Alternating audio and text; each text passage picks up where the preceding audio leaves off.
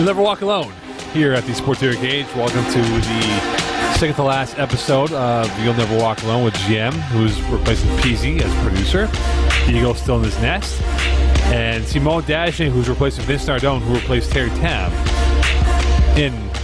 I feel like the quarterback play has gone down from Terry, Vince, Terry, no. Well, that's not him. The 6 degrees of separation right here. Like Vince, I could probably see it. Terry, really? I learned a lot from Vince last week. I feel like it's a progression, not a regression. That's better. I like Jim now. It actually makes sense. So you're going from Simone. No, I think it's no. You're restating it's Terry, Smo, Terry, Vince, Simone. I don't know who would win in Terry versus Vince. Did Pete fill in 1 week? Well, he's the producer, right? So he counts too. Okay, so no, T starts at the bottom. Well, there's Mo, then there's P. I'm a host. Yeah, but you start. Yeah, but you're still terrible. All right, Simone, good night. See you later. It's the GM Mo Con show now. All right, it is now time to recap the Sunday and Tuesday games of Div C. A lot to get to. Let's go with Sunday first. Simone, what caught your attention from the Sunday games that we had? Well, let's not talk about mine. We can talk about yours if you want. No, I really don't. I thought it was a sure win. I thought you were confident in that victory. I was. Anyhow, we're not talking about it. We will, though. So, Killer Instinct made it to the Final Four.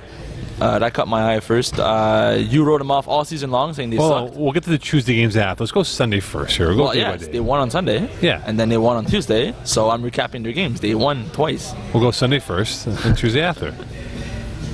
Aside from that, not much really. There wasn't really many upsets. The favorite won most of their games. Well, the higher seed won most of their games. There wasn't that many upsets to look into. I was a bit displeased with the fact that some of the teams I would have liked lost. Would you say that the biggest upset was Brotherhood over Damps? No, I don't think so. I don't think so. I don't think it was. It was a close game, and it didn't play well. It played out shitty, but it wasn't a really close game at all. I think they both had a good chance at it, and I don't think even if Damps would have won over Brotherhood, we wouldn't call it an upset. Well, I thought and we spoke about it last week, I thought this was the most evenly outlook of a matchup, and it was 0-0. Yeah. It was 0-0. First half, right? And I thought, man, we're going to overtime. It seemed like a 1-0 victory for whoever wins in OT. I think where it sort of changed in momentum was the penalties that Damps 25A took. In fact, one that cost him the game essentially was Justin Julian Jr. covering Jamal Giddens on a 4th down. Yeah. And Giddens unfortunately dropped the ball, and he went and he got flagged, rightfully so, by Danny Roy. And Justin Julian Jr., who's a great player, goes to me, they never flagged that in tackle. I go, oh, really? I guess you don't watch the NFL, CFL, or NCAA, or CIS for that matter then. And so Damps blamed it on the referees. I go, guys, don't blame on the referees. Your player cost you the game, essentially. Definitely. I also liked Laval's Finest win on Sunday. But I thought it was a bad matchup, though, guys. I thought Laval's Finest was for Punishers was a bad matchup because they went down to the last play back in the regular season, and they come up with a big victory this time around. They actually crushed them. Yeah, that surprised me. But I expected a closer game. I was not gonna. It was a coin toss to me, but I expected it to be like a less than a score kind of victory, and Laval Finest really blew Punishers out. The Shacking and Fool of the week. Okay, the one that really impressed me. Can I swear on this? I haven't done it yet. Yes, go for it. So I'm not going to say who said it, but to quote someone on the field regarding the Game Changers forfeit over the Game Changer forfeiting to Grip and Rip. Yes. To quote almost verbatim, Vinny's hurt and Sean Abrams out of the country. How do you fuck that up? And there's no better way of saying that. It's very true. It's true. All right, let's say they played the game. Yeah. In the current state that GNR was. And we saw how injured Vinny was in the Tuesday game. Which we'll talk about. Can you... Galano. Can you imagine, and that's Sunday? with 3 days uninterrupted recovery. Can you imagine how he would have been on Sunday? Well, let's say Game Changer only fielded 5 guys, because that was the issue. They were missing guys to field. They almost beat They almost beat Top Sauce with 5 guys. Yeah, but Top Sauce didn't make the playoffs. They're not GNR. Regardless, Top Sauce had a healthy quarterback. It's very true. Okay, so let's look at it this way. I mean, Game Changers obviously had their licks that they had from. Yeah, but should they have even tried it? That's the question. Should they have played and at least give it a shot? The theory that was brought up to me is like, had they known they were going to play, why not call in your team? Top shots to come in. Why not call in a different team who may be next line that could have been in the playoffs? It would be Predators Light. Preds Light, right? Is that something you have to look at for next year? That hey, if a team gives advance notice that we can't field the roster, they forfeited 6 hours before the game. That's what I'm saying. Can you really ask Predators Light to show up that's 6 what I'm hours? saying. It's a double edge. There was another case where at one point it was known that there was going to be people that were going to be missing a particular week and others couldn't show up, whatever it was, so the timing of the game made it such that a team knew they were going to forfeit. I don't think in this case it was known until game day almost, right? And at that point, you can't just start making phone calls and change the whole schedule, redo the seating. I don't know. Because think about it. If Game Changer drops out, right, and another team drops out, but maybe it went from a 3-way tie to a 2-way tie, and now it switches or whatever. Like, there's a lot of weird stuff that could happen in that scenario. The game of the week I thought was STL Team Ethnic. STL wins by 6. Yeah. In fact, Ethnic almost had a chance to tie it up, maybe even win it. Who knows? I thought it was the most exciting game because of how it went back and forth. Big stops on defense from both sides and big plays on both sides. John Brown also mentioned that what he perceived as the disadvantage, like he rolled with it obviously, but what he perceived the disadvantage was is that formerly, we're playing up against Nowakowski, played against the core of this team in Div D and showcased everything he had in that win. And with Jeff Brown, Terrence Adams on the sideline, everyone on the sideline watching that game, as good as Team Ethnic played, there wasn't much more he could add to that they hadn't already seen. Simon, your thoughts? Well, you do have different athletes, right? You do have guys like Justin Blanchard, which you guys don't have. They don't have Simon Dagenet on the team either. Very true. But like formerly team lists that have the same athletes as Team Ethnic, so you can't really use the same kind of playbook. So I would say yes, you do see Jonathan Brown, but it's the same thing as if you would have scouted him the week earlier. So I don't think that's much of a difference. It really came down to who played better between Dalen Taylor and Jonathan Brown, and I think Dalen Taylor took the win properly, although it wasn't the prettiest win. You still managed to win. A win's a win. Clutch performance. Any comment on Snatchers primetime? Not really. Not really. I thought you were confident to win that game. I thought you were. Really. You gave me the look. By the way, I did not. I only gave it in the second half, not in the first half. Yeah, because you thought you were going to win the game. The Shack and Full this week is none other than Jason Armenti again, proving his worth. For those who didn't see, 2.5 Dans win convincingly over Hitman Retro 39-12. But the highlight of the game was the fact that Armenti, who is a fine rusher in Division C, was rushing Joy Taylor. Taylor's flag proceeds to fall off of him going one way. Taylor goes the other way. As a rusher, you naturally go touch the quarterback, correct? Oh, that's very true. I remember that play. I saw it, yeah. And Armenti went for the flag, and he picked it up like this, as Joy Taylor ran right by him for about 9 yards and a first down. Shack and a fool, Jason Armenti. Tuesday's games. We had 4 games to look at on Tuesday. 2.5 Dans thoroughly dominate Laval's Finest, 43-12. In your mind, Laval's Finest coming off a big win over Punisher, did they have no gas in the tank, playing a very good dance? I don't think that's what happened. I think they were too confident in their own abilities. They show up to the game saying they will beat 2.5 Dans. They know what they're doing. I know how to play them. They show up to the game and they got crushed. But I think it really is, you expect something. You expect an easy win, and then things don't go your way, and you just don't know what to do about it. First thing you know, it's 20 to something. You're down, and your team starts being down on their luck, and the game's over. I think 2.5 Dans are one of those teams, and I've played against them too, where you think you have a strategy because you know exactly what they're going to do. It's the exact same thing every single play. And you're like, okay, we're going to do this. And then 2, 3, 5 plays in, 2 drives in, it's not working, or you're not getting the results you're expecting. And it eats at you. It frustrates you to no end. And you think to yourself, what am I doing wrong? And you're not doing anything. It's just a system that's designed to win in this league. And it's hard to beat. Jim, any thoughts on this game? I think Eagle encapsulated perfectly. The matchups were simply not there for the Hitmen. The way people say it so well that 2.5 Dans are an incredible flag football team. They know exactly what it takes to succeed in this league, and they're doing it.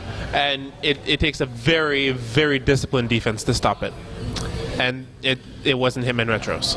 Speaking of Laval's Finest. Laval's Finest. Sorry. Speaking of a very close game, Killer Instinct win 25-24 over No Fly Zone. Came down to the last play, Yes. which No Fly Zone could not convert. We'll go last play first. In your mind, should they have gone for 2 as opposed for the tie? No, it's the playoffs. There's no need to, because if you're more comfortable going for 1 instead of going for 2, which is, for instance, my case, I would go for 1, make it a tie, and then go into overtime, right?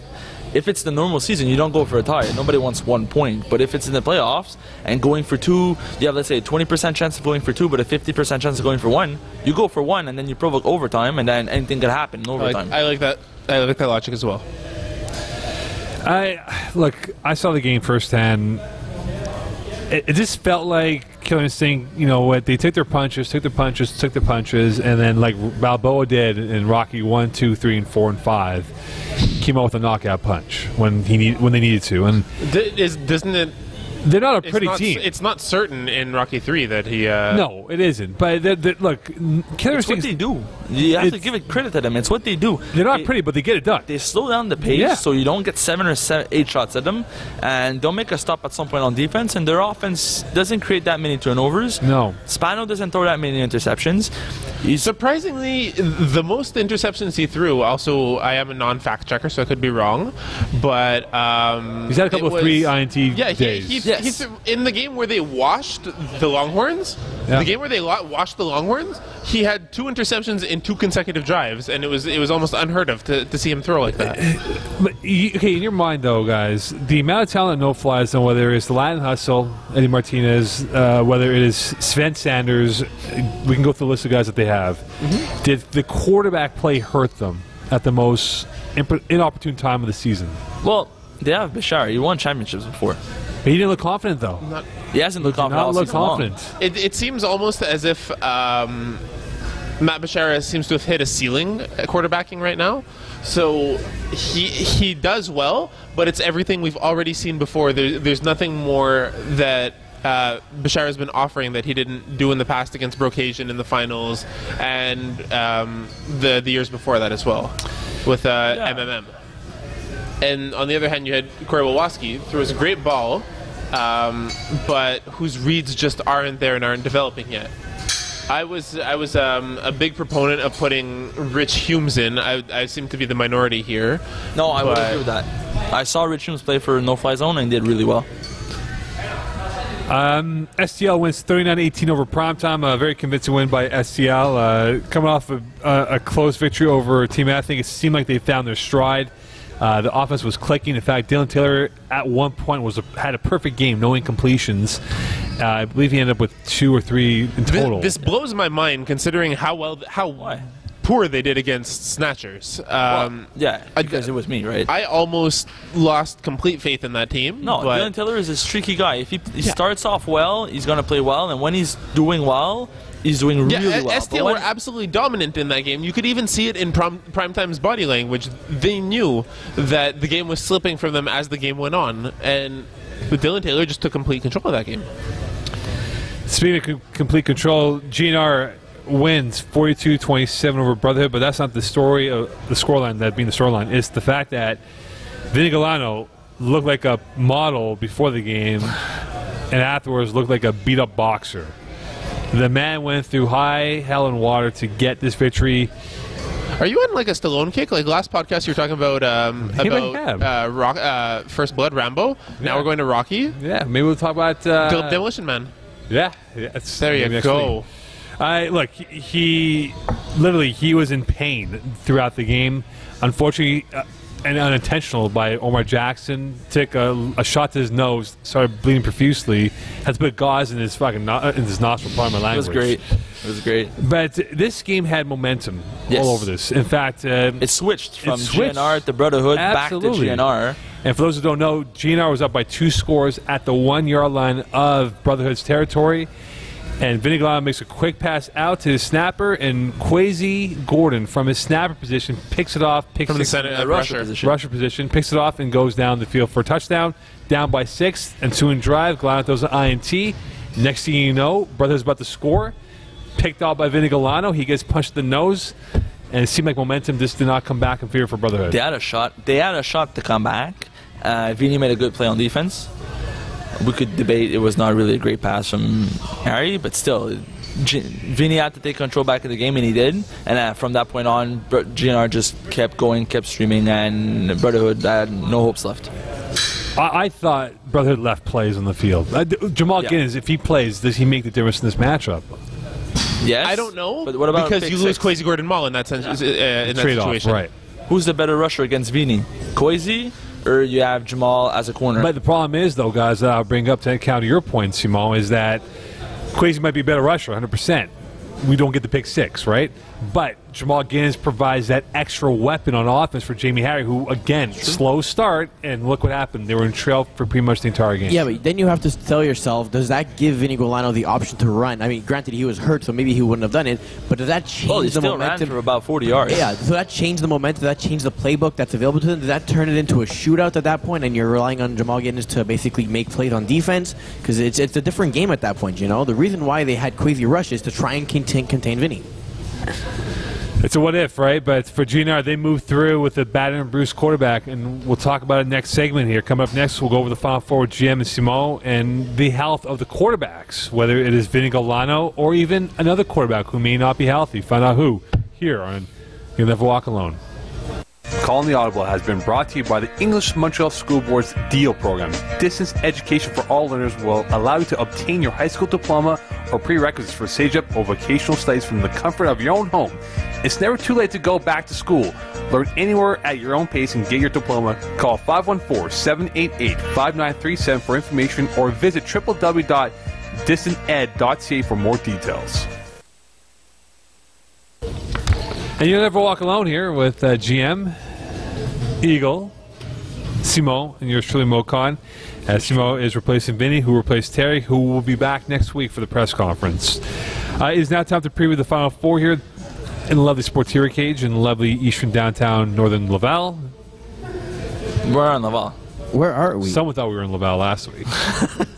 I really like GM's jacket. It's nice. That's right. As I was going to get to, Sportiera, proud sponsor of the FPF, and since the season is now done for 2015, never too early to get your 2016 uniforms. Courtesy of Sportiera, go to sportiera.com. It also isn't never too late. You can get it for the last couple games. In fact, these two gentlemen had gorgeous uniforms. One still being in use in GM's team. Yours now in the closet for the next 4 months? Yes. Well, we'll see, unless we use it for something else. Yeah, Halloween, maybe. Simon, you should take it out of the closet. They're nice jerseys. Are those pajamas that you wear now, Sportiera pajamas? No. Anyway, GM, your thoughts on this uniforms that you have this year? I love them. I never had to wear pennies. I said it already. And they're reversible. Thus, ergo, I never had to wear pennies. What if the other team was both the same colors as us? Can we please The talk only way about that can happen if you have like striped, like red and white striped shirts, right? Like a zebra. Yeah, exactly. Stoke City has that in the BPL. Who's going to make a zebra jersey when we have officials I think I in this would. league? Just intentionally we make have you wear referees in pennies. this league. I'll make you wear pennies Just watch me. next year, winter. Well, I was confused my game. I hit a referee with the football. I'm not surprised. So. It's okay. Mokan gets hit all the time. All right, 2.5 Dans against Killer Instinct. No meeting between these two teams here. Essentially 1 versus 2 matchup. Simon asked this question: are you drinking the Killer Instinct juice at this point with ice in it? Well, we'll be honest. You were ripping them off all season long, and I was saying they were good. And they're in the Final Four, but they're not making the finals. You don't think we pick now? Well, you asked me if I'm drinking the juice, so no.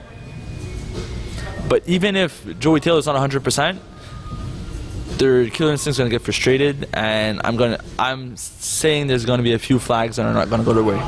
Thoughts, GM?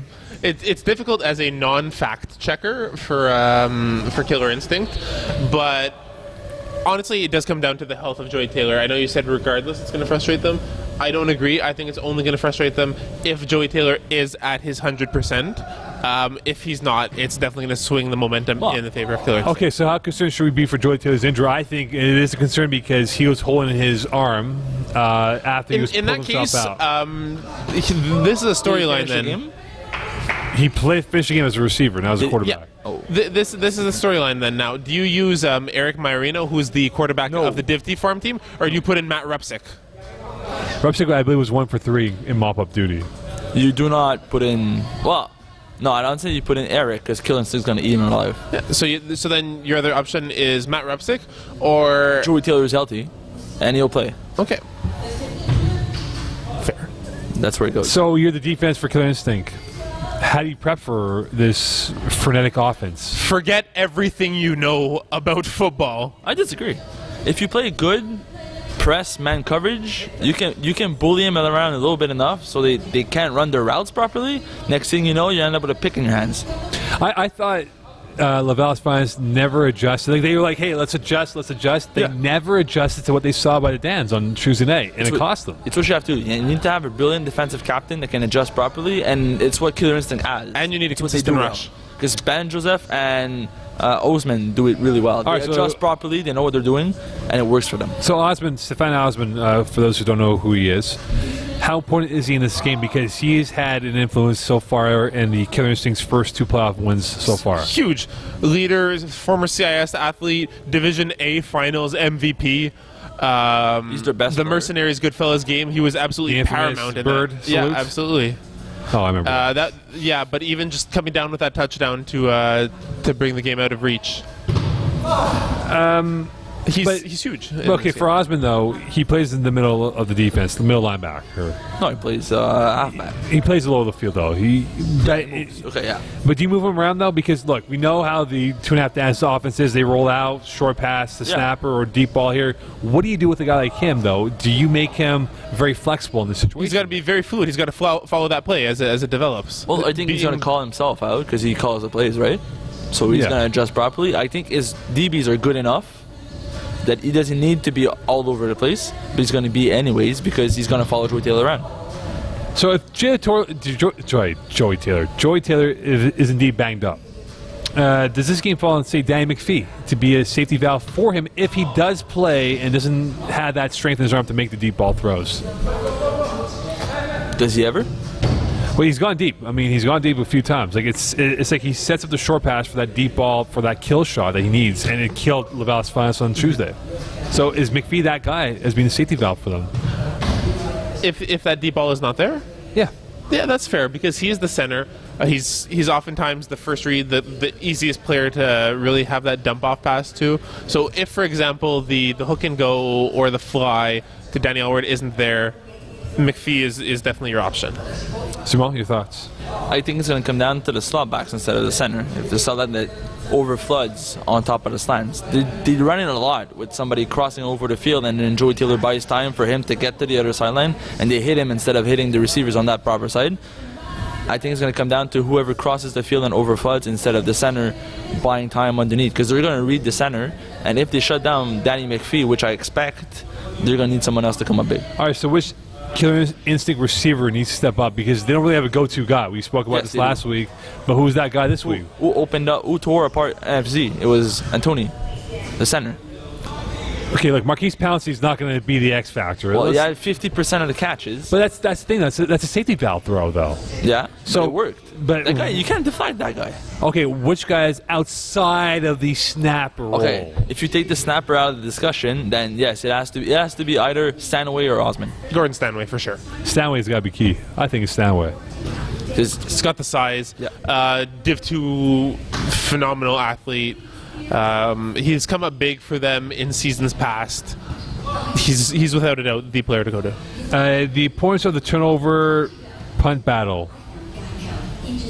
Given what we're given right now of the cards being dealt of maybe Taylor not being 100% healthy and Killer Instinct being what they are, how important is this turnover battle for the Killer Instinct to get 1 or 2 in this matchup? Well, very important, like any other game. You're not going to win games without any turnovers. They don't have the offense to put up 40-something points and win 46-45. So they need to make key stops. They need to make interceptions or turnover on downs or punts or whatever you want to call them. And it's going to happen. Joey Taylor's not going to play perfect. That's 100% sure. Even if it's 100% healthy, he's going to make mistakes, and he's going to throw at least 1 pick, maybe 2. GNR STL. GNR winning 38-20 over STL, covering the point spread, thus making Terry feed me chalk milk, which will happen next Thursday. Vinny Galano, 5 TDs. Dylan Taylor, had 3 TDs, 2 INTs. And as in Jamie Ojea, had 3 TD catches. How concerned are we with Vinny Galano's health going into this game, GM? I would be very. Terrence Adams comes in hard, very physical for a rusher. I think he's going to really look to limit Vinny's options as much as possible. Knowing he's on the tail end of a recovery, he's going to really go all out, knowing that Vinny's rollouts are going to be compromised a little bit. It's going to be a whole different game here. What concern do you have, Simon? I'm not too concerned about Vinny's health. I think he's been playing smart recently. He changed his game around a little bit because of the injury. It's been working out. He won last week against Brotherhood that has, in my opinion, a better rusher in Kwesi than Terrence Adams. So we're looking at a slightly different rusher, but a better defense, or yeah, maybe a better defense around the rusher. But I still think that Vinny has the edge on STL. All right, so GNR, though, physically, the entire team, then, do you think they're physically spent? Because that was a very hot game on Tuesday night in Brossard. And not only Vinny Galano, but it felt like it was a physical boxing matchup between Brotherhood and GNR. This isn't the NFL. We're not bruised. We're not banged up. I think that 5 days is ample to recover. Couldn't agree more. You never know. I hate to agree with Jim, but he's right. STL, they stumbled into the playoffs, which we agree upon. They looked ugly the last 2 losses that they had. Almost cost them a higher seed in the playoffs here. Where, in your mind, did it go right for them in the playoffs up till now? As soon as Dylan Taylor started getting confidence back, he started playing the game properly. As he's been telling me on the sidelines, we blew him out. We destroyed his team when we played in Week 10. But in the second half, they came back. They came out with confidence. They scored a lot on us in the second half. And since that second half, they've been playing really great. What happened is Dylan Taylor got confident. If he's playing confident, he's throwing completions around, he's tossing the rock around, they're going to win games because he's that type of quarterback. If things go well for him in the first half, he's going to blow people out in the second half. Jam, your thoughts? I don't know about that. We mentioned consistency, but the rest of the players have to step up as well. You need guys like Terrence Adams creating those turnovers, Paul Barrow, Jamie Ojeha really coming up key on defense. Alex Lewis as well, who's been basically indispensable to Taylor just as his last ditch effort when the reads aren't there. I think this is a collective battle now. I think they're starting to play more as a team than individuals. So you mentioned Terrence Adams. Does it fall on him now? Because you look at his pass rush so far, it won them the first 2 games of the playoffs here. Can he contain Vinny Galano? If Vinny Galano is 100%, no. We saw it Week 9, or was it Week 8 when they played? He couldn't. Vinny Galano had his way on STL defense, and they blew him out. Earned your chocolate milk. But if he's not 100%, he can't run around as much, and Terrence Adams is allowed to contain him in the pocket, then yes, Terrence Adams will be successful at nailing down Vinny Galano. I said nailing down. Yes, you did. Who would you take? The Donald Allard combination or the Nowakowski-Lewis combination, Jam? Donald Allard. I think if we're comparing specifically those 2 players against those other 2 players, I'll take James Donald and Jordan Allard any day of the week. Simon? Can I change it to Nowakowski? No. Well, then I'll go with Jim because your picks are terrible. Agreeing with me twice in a row. Yeah, I'm feeling, Is it a full moon I'm feeling dirty outside? right now. Yes, It's a blue moon tomorrow, apparently. Is it really? Yeah. Well, something that First time Simon's in very familiar with. There you go. Why? Anyway, Paul Barrow Jr. Had some big catches for STL. Can his size be a mismatch, and could it be problems for the GNR defense? It is a mismatch, but the thing with that guy, sometimes he's going to go up and make some huge plays, and sometimes he's just going to drop balls. He's Are you calling him out? Yes, I am. He's inconsistent. That team is great. He's been Dylan has been going to Nowakowski a lot more in the past few weeks, which he hasn't been doing all season long, and their offense has been flourishing. But if it comes down to a 4th down and he throws a jump ball at the Paul and he drops it, what happens now? Jim J had 4 INTs last week. Okay. Pretty good, not bad, Eagle. Pretty good. But nothing on offense. No, but is he the X factor this weekend for Vinny Galano? Because we know Galano likes to throw short, but likes to go deep every so often here.